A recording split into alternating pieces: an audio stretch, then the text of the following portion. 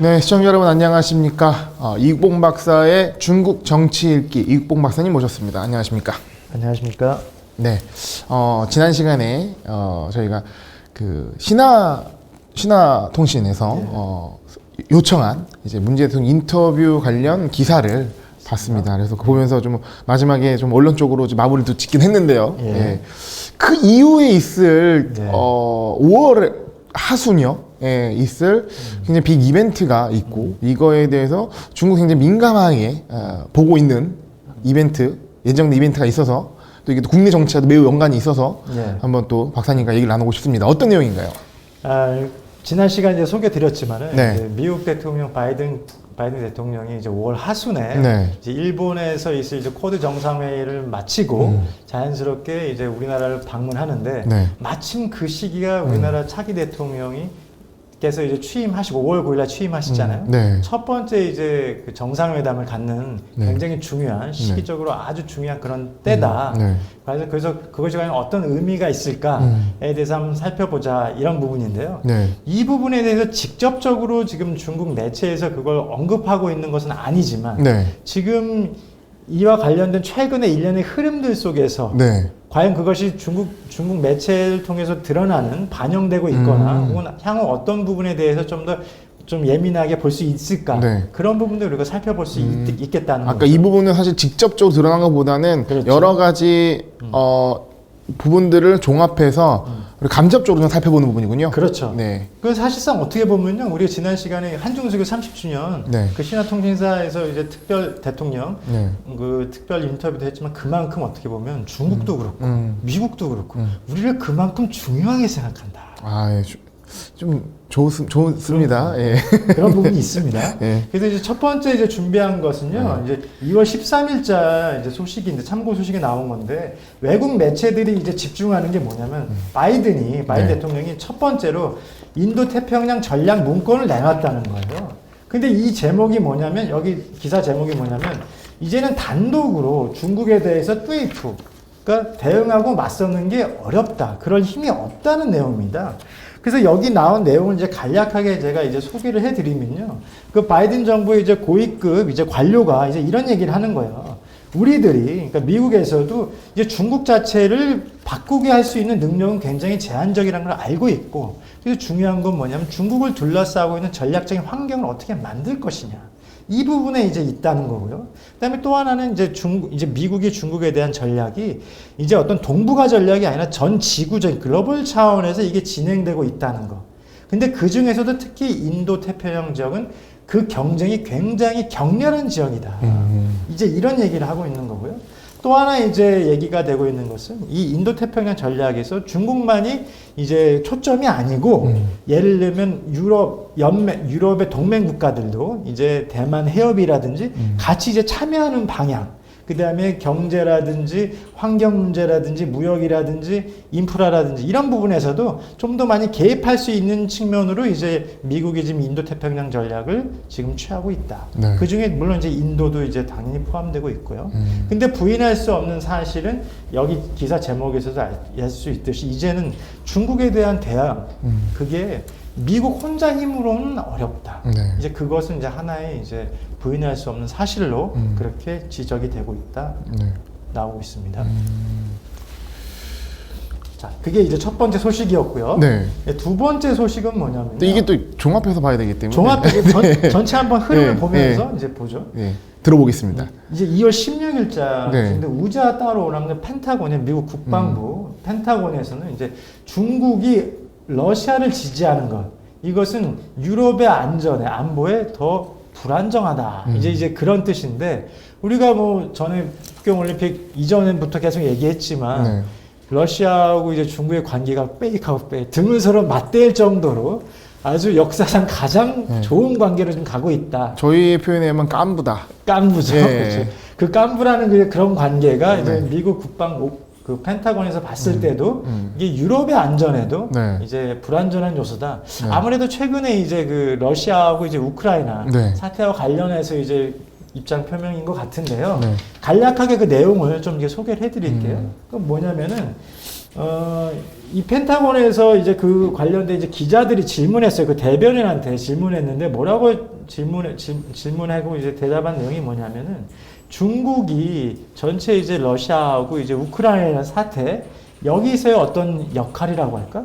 이런 부분에 대해서 국방부장은 혹시 걱정하고 있는 건 없냐? 이제 이런 거였어요. 이제 이거에 대한 이제 미국 측이 이제 답변이 뭐였냐면 중국하고 지금 러시아가 굉장히 신속하게 관계가 지금 강화되고 가까워지고 있는 거에 대해서 좀 굉장히 걱정이 크다. 그러니까 2월 4일 날이 그러니까 북경 올림픽 했을 때 2월 네. 4일 날만 해도 벌써 이제 그때 공동 성명이 나왔는데 이것이 양국 간의 관계가 그 중국하고 러시아의 관계가 한층 더 가까워지고 있다는 증거인데 만약에 이랬을 때 문제가 되는 것은 뭐냐면 중국이 이미 결정했다는 거죠. 이게 러시아를 포함한 이제 유럽에서 어떤 일들이 발생했을 때 중국은 러시아와 같은 입장을 취하겠다. 네. 그러니까 상당히 이런 부분 자체가 미국의 입장에서도 네. 부담스럽다.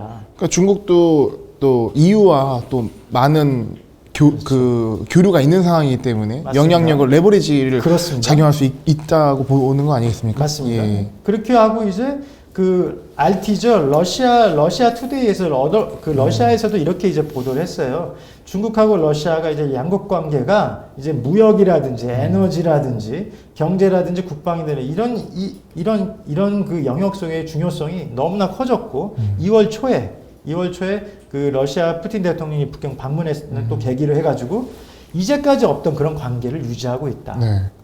근데 여기서 저는 한 가지 좀 여쭤보고 싶은 게 사실 러시아와 중국이 깜불하는 건 다 알고 있는 사실이고 예. 둘의 가까움을 걱정하고 있는데 근데 그 러시아가 지금 우크라이나랑 분쟁이 있잖아요. 그리고 뭐 군사적 긴장이 높아지고 있고 사실 제가 알기로는 아직 중국이 뭔가 뭐 지원 발언을 하거나 지지한 발언을 한 거는 없는 걸로 알고 있습니다. 예. 그건 또 어떻게 보시나요? 그러니까 조심스러운 건가요? 중국 그렇죠. 입장에서도 그 부분은? 그렇죠. 그렇기 때문에 네. 사실상 이제 둘 사이의 관계가 네. 사회적께서 말씀하신 것처럼 깜부 이렇게 하지만 네.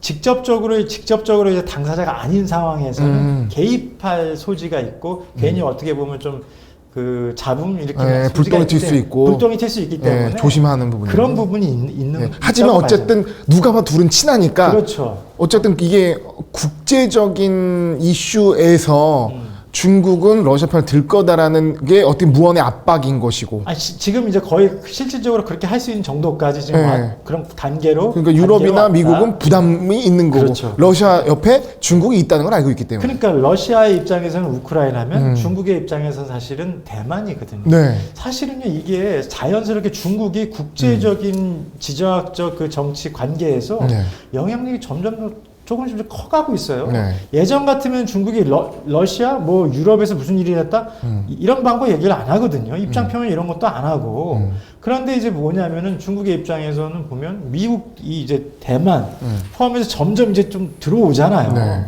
그렇기 때문에 그런 압박 속에서 네. 러시아와의 관계, 그러니까 러시아도 우크라이나를 통해서 지금 미국, 나토가 계속 동진하고 있잖아요. 네. 압박 속에서 서로가 어떻게 보면 의기투합하고 있는 그 정치적으로, 군사적으로 그런 측면이다 좀 볼 수 있을 것 같습니다. 뭐 당사자는 우크라이나 러시아겠지만 어쨌든 미국이 되게 중요한 변수인데 저는 또 어떻게 보면 이런 느낌도 들거든요. 그러니까 사실 미국이 이렇게 좀 강하게 여기 개입하는 건 이전에 아프간의 실수가 영향을 미치는 것이고 또 어떻게 보면 이 앞으로 닥칠, 그러니까 과거는 아프간의 실수지만 현재는 우크라이나고 미래에 있을 대만 이슈에 있어서 선례를 만들지 않기 위해서 오히려 미국이 좀 더 강력하게 이걸 개입을 하는 것도 생각해 볼 수 있을까요? 그러니까 사실요 지금 사회자께서 굉장히 좋은 부분을 지적해 주셨는데 네. 사실 오늘 그 기사 준비된 내용에는 포함되어 있지 않지만 그래서 중동에서의 중국의 영향력도 사실은 네. 커져가고 있어요. 아프간이 빠져 있잖아요. 네. 아프간에서 미군 철수하면서 미국 영향이 좀 빠지고 있잖아요. 그 틈을 지금 중국은 어떻게 하냐면은 이제 민간인한테 인도적인 차원의 어떤 생필품이나 이런 걸 지원해주는 방식을 통해서 네. 점점 이제 영향력이 좀 커가고 있어요. 그 빈 공간을 채우고 있군요. 하고 있어요. 예. 그러니까 사실 이 러시아 우크라이나 문제만 해도 네. 이 유럽 문제만 해도 사실은 원래 중국은 내정 간섭을 안 한다. 뭐 원래 그렇게 영향력 없었거든요. 네. 관심도 별로 없었고 네. 중국은 자기 발전하는 게 제일 중요하기 때문에. 근데 알게 모르게 지금 의도하지 않은 것 같으면서도 네. 중국의 영향력, 정치적인 영향력도 네. 점점 커가고 있는 그런 상황으로 좀 전개가 되고 있는 게 아니냐. 이 동유럽의 이슈에도. 그러니까 네. 그렇게 보인다는 거예요. 그럼 이제 다음 기사를 한번 또 볼게요. 다음 기사는 뭐냐면요. 그래서 이제 러시아하고 이제 우크라이나 사태가 점점 이제 긴장이 고조되니까 미국 대통령 바이든께서 결국은 뭐냐. 외교적인 취다, 경로를 통해서 우리가 정치적으로 문제를 해결해야 된다. 네. 이제 이런 얘기를 했습니다. 네. 그래서 그 내용 잠깐 이제 소개를 해드리면요. 2월 15일이에요. 미국 대통령 바이든이 이제 그 러시아와 우크라이나의 지금 이제 이런 긴장 속에서 이제 공개적인 이제 연설을 얘기를 했는데 뭐냐면은 결국은 외교적인 통로를 통해서 이 긴장 관계 문제 해결해야 된다. 그러니까 각자가 러시아나 우크라이나 각자가 자기 변경 지역에 지금 군대를 주둔하고 있는 이런 상황 속에서 일촉즉발의 상황이기 때문에 이런 문제에 대해서 예를 들면 그 변경 지역에 이제 군대라든지 군이라든지 대량의 어떤 무기 장비를 설치하고 있는 거 굉장히 위험스러운 상황이기 때문에 그냥 더더군다나 미국이나 우크라이나 또 나토의 경우에는 이제 우크라이나 동부 그 변경 지역에 러시아의 그 군대 그 무기들도 이제 집결하고 있는 상태를 두고 네. 우크라이나를 침범할 거 아니냐, 침공할 거 아니냐 이렇게 얘기하고 있는 거거든요. 그래서 그게 첫 번째고 두 번째는 그래서 이런 부분에 대해서 러시아 측에서는 그걸 부인하고 있는 거예요. 그러니까 결국 이 지역에서의 위협을 지금 하고 있는 것은 자기들이 아니고 나토다. 결국은 러시아의 그 변경 지역의 안전을 위협하고 있는 게 나토고 자기들이 변경 지역에다가 우크라이나 동부지면 자기 변경 지역에다가 군대 이동하고 군사 훈련하는 게 그게 자기네들 영토 보존을 위해서 당연한 권한인데 그걸 가지고 왜 시비를 거냐? 자위권이다. 자위권이다. 네. 그렇죠. 그렇게 말을 하고 있는 거예요. 그렇게 지금 얘기하고 있는 게 있고요. 그리고 이제 이런 부분에 대해서 그럼 중국은 어떻게 보느냐? 네. 이제 중국은 어떻게 보냐? 그러니까 러시아가 과연 정말 우크라이나를 침공할 거냐? 이거에 대해서 이제 어제 이제 외교부 대변인이 이렇게 얘기를 했습니다. 그러니까 미국이 지금 전쟁을 위협한다든지 긴장에 관한 그런 분위기를 더 고조시키는 측면이 있다. 그래서 오히려 이런 게 너무 고조가 되면 대화를 하고 싶어도 대화할 수 없는 거 아니냐. 네. 이렇게 얘기를 했고요. 그 다음에 이제 중국에서 이 대변인, 그래서 이제 특별히 관심 갖고 주목해서 보는 것은 러시아는 지금 서양에서 우크라이나 문제에 대해서 사실상의 어떤 정보 테러를 지금 감행하고 있다고 지금 러시아 측에서는 인식하고 있다. 네. 그러니까 사실상 어떻게 보면 2월 16일 날 러시아가 우크라이나 침공할 거라고 얘기했는데 그러지 않았다는 거죠. 그러니까 그런 부분에 있어서 이제 그 긴장 고조하는 게 아니라 결국은 이제 대화라든지 이런 걸 통해서 평화롭게 이제 이런 문제를 긴장 관계를 해결해야 되고 거짓된 정보를 이제 보내서는 안 된다. 이렇게 얘기한 것이 이제 중국 측 이제 외교부 대변인의 이제 워딩이었습니다. 그리고 이제 이런 상황 속에서 이제 또 하나 이제 한 가지 볼만한 게 뭐냐면요. 2월 17일 오늘자 이제 소식이 인민일보에 나왔는데 이 상황 속에서 시진핑 주석이 프랑스 대통령 마크롱과 이제 전화 통화를 했다는 거야. 이 외교관은 아주 바쁘게 움직이고 있습니다. 지금 그러니까 우리가 사실 동계올림픽 평화로운 그런 환경 속에서도 물밑에서는 막 지금 뭐 엄청 정신없게 지금 움직이고 있다는 게 좀 느껴지는데 이 내용 잠깐 소개해 드릴게요. 그래서 2월 16일 날 시진핑 주석하고 이제 그 마크롱 대통령이 이제 전화 통화를 했는데 마크롱 대통령이 이제 이렇게 얘기하는 거죠. 새봄 이제 춘절 이거에 대해서 이제 축하한다 얘기하는 거고 북경 동계 올림픽 성공적으로 개최되고 있는 거에 대해서 이제 축하한다 그러고 그 다음에 이제 앞으로도 이제 프랑스도 북경 올림픽 포함해서 전방위적으로 아까 장애인 올림픽까지 남아 있으니까 지지하겠다는 얘기를 했고요.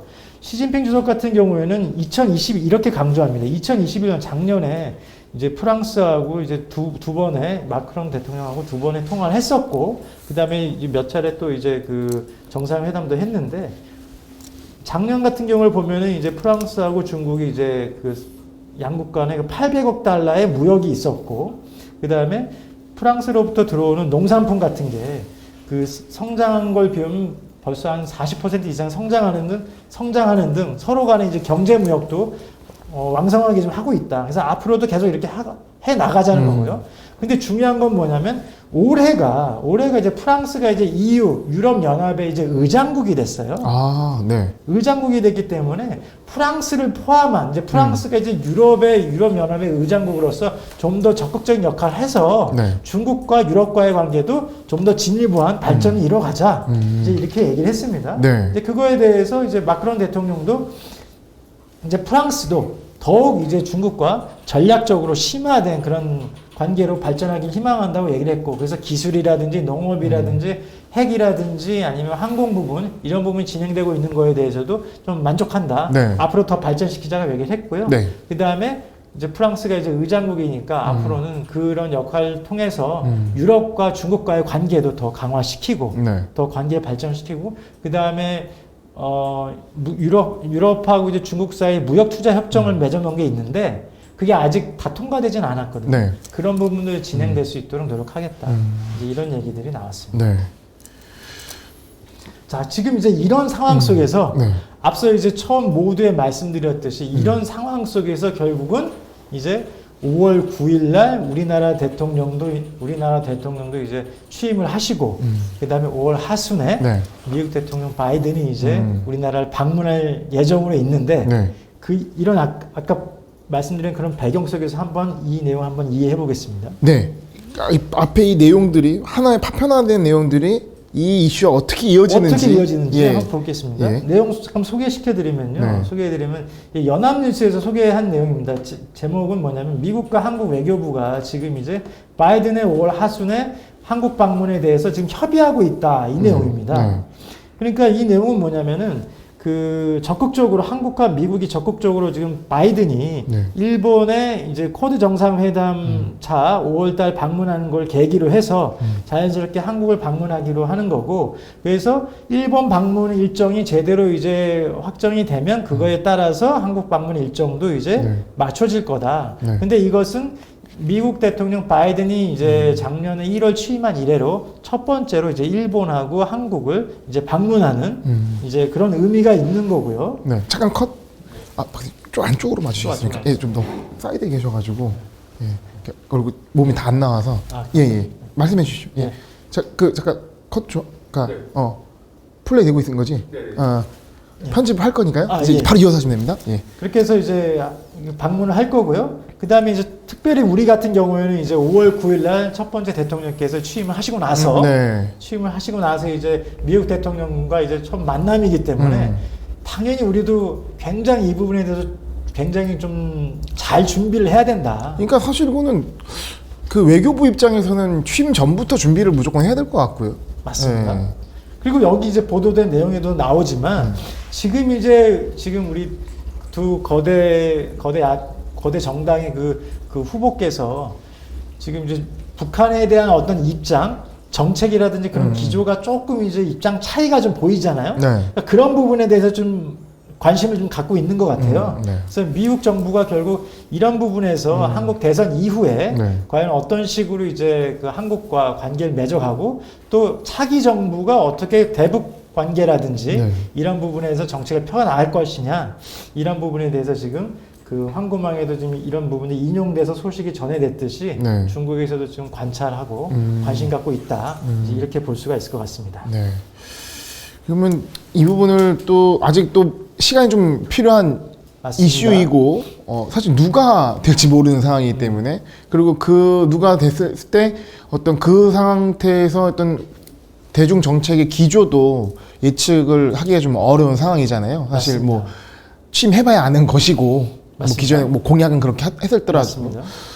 지금 입장에서 저희가 고민해 볼 부분은 뭐가 있을까요? 사실 우리가 이제 첫 번째 네. 기사에서 얘기 나왔지만요. 인도 태평양 전략이라고 지금 바이든 정부에서 처음으로 이제 문건이 나왔는데 여기 제목에 나와 있듯이 이제 단독으로 미국 혼자의 힘만으로는 사실 중국에 대해서 대응하기가 어렵다. 네. 그 중국은 미국에 대해서 중국에 대한 전략은 이제 중국만이 아니라 글로벌 차원에서 접근한다는 거였고 네. 그렇다면 자기 혼자 힘이 안 되기 때문에 동맹을 강화하는 방향으로 이제 얘기가 될 텐데 네. 더더군다나 이제 새롭게 차기 정부가 들어서면 이제 앞으로 5년 동안 우리나라를 이끌어 나갈 이제 대북 정책 포함해서 외교 정책도 다 정해질 텐데 그 부분에 대해서 일찌감치 선점을 하겠다. 이제 미국에서 선점을 하겠다라는 이제 의도도 보이고 그거에 대해서 중국은 어떻게 이제 대응해야 될 거냐. 중국도 이제 당연히 면밀하게 볼 수밖에 없겠죠. 그러니까 약간 일종의 선제 공격, 그러니까 선수를 둔 거죠. 선수를 둔 거고 그런 측면이 있죠. 그게 또 사실 느낌은 한국 너 쿼드와 함께 할래? 바로 그거죠. 예. 그러니까 그러면 이제 중국 입장에서는 야 너 그러면 안 되지. 그러니까 이 방문 자체가 예. 일본에서 이제 쿼드 정상회의잖아요. 예. 그러니까 쿼드 정상회의 다른 회의도 아니고 우리가 이제 들어가 예. 있는 건 아니지만 예. 자연스럽게 끝나고 이제 연장하는 그 의제가 넘어올 수 그 있잖아요. 예. 분위기가 자연스럽게 이어질 수 있다는 게 첫 번째고 네. 그리고 그 다음에 이제 아무래도 우리 차기 정부가 들어서 첫 외교 정책을 막 이제 확정해야 돼 이런 상황에서 결국 새 정부도 네. 그런 흐름 속에서 같이 이제 끼어 들어갈 수 있게끔 네. 그런 분위기 아. 자연스럽게 또 한미 동맹은 뭐 자연스럽게도 말할 필요 없죠. 동맹 강화하게 되는 거고 네. 그런 모습 자체가 결과적으로 의도하든 의도하지 않든 중국을 견제한다. 누가 봐도 중국을 견제하는 것 같고 바이든 대통령이 오랜만에 묘수이다. 하지만 우리 입장은 매우 곤란하다. 그런 굉장히 큰 숙제가 있는 이벤트가 예상이 되네요. 예, 흥미롭습니다. 그런 부분에 대해서 우리가 좀 네. 생각해 볼 수가 있을 것 같고 좀 네. 전략 우리도 잘 준비를 해서 해야 네. 될 것 같습니다. 어떤 스탠스가 좋을까요? 좀 어렵나요? 그러니까 저희도 원래 항던 스탠스대로 가는 게 맞는 걸까요? 그러니까 네. 사실은 이제 저희도 사실은 이제요. 뭐 물론 저희가 그렇게 판단한다고 그렇게 되는 것도 아니지만 생각해 사실은 본다면 저 개인적으로 그렇게 생각합니다. 네. 이제 어느 것이 결국 우리 국익을 강화하는 방향으로 가야 되는 건 맞는데 목적이 국익이니까요. 네. 맞습니다. 근데 이제 국익을 이제 강화하는 데 있어서 어떤 전략을 세울 것이냐, 네. 그건 이제 당연히 깊이 있는 토론이 필요하겠죠. 네. 그런데 이제 최소한 우리가 기본적으로 이제까지는 전략적인 모호성을 해왔어요. 근데 사실 저는 그런 전략적인 모호성이 어느 정도 굉장히 필요하다. 네. 그런 사실 입장입니다. 왜냐하면 전략이 모호하지가 않고 너무나 다 드러나 보이면 그건 사실 우리의 패를 다 보여주는 거거든요. 그러니까 우리가 사실 일본이 그렇잖아요. 아무것도 할 수 있는 게 없다는 그런 얼마 전에 일본 특집편에서 얘기 드렸었던 맞습니다. 거고. 네. 그렇기 때문에 우리가 국익을 강화하는 측면에서 사실 미국도 우리가 또 필요하고 네. 또 우리도 또 중국을 통해서 경제적인 측면뿐만 아니라 또 정치적인 부분들도 소통을 강화해야 되는 측면들도 있기 때문에 네. 그런 전략을 잘 만들어 나가는 게 굉장히 필요하다.